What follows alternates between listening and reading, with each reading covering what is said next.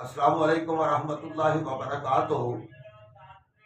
ایک دوست نے سوال کیتا سی کہ سورہ فاتحہ نماز پڑھنی چاہیے کہ نہیں پڑھنی چاہیے۔ نبی علیہ الصلوۃ والسلام دا ارشاد گرامی ہے، لا صلاۃ لمن لم یقرأ بفاتحۃ الکتاب۔ اس بندے دی نماز ہی نہیں جیڑا بندہ سورہ فاتحہ نہیں پڑھتا۔ اور یہ نماز سری ہوئے، جہری ہوئے، سفر وچ ہوئے، حضر وچ ہوئے، مقیم ہوئے، مسافر ہوئے، سارے دے اوتے ضروری ہے کہ وہ ہر رکعت دے وچ سورہ فاتحہ پڑھن۔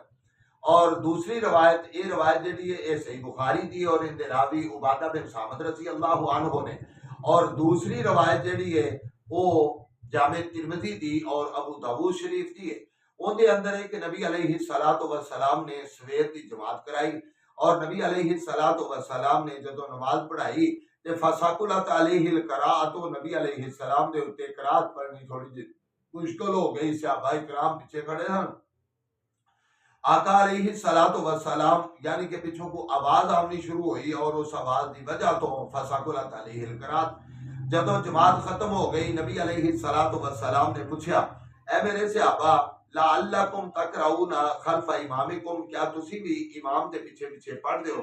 صحابہ نے آکھیا، اللہ دے رسول، نعم یا رسول اللہ صلی اللہ علیہ وسلم، اے اللہ دے رسول، ہاں اسی بھی پڑھ لیا۔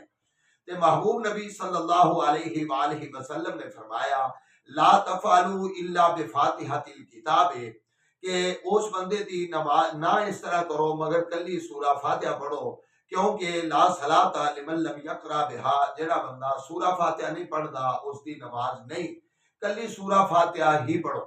اس واسطے سویر دی نماز ایک اچھی آواز نال پڑھی جاتی ہے، اچھی آواز دے نال صحابہ نے بھی پیچھے پیچھے پڑھیا۔ نبی علیہ الصلوۃ والسلام نے فرمایا کہ کلی سورہ فاتحہ ہی پڑھنی ہے، باقی قرات نہیں کرنی۔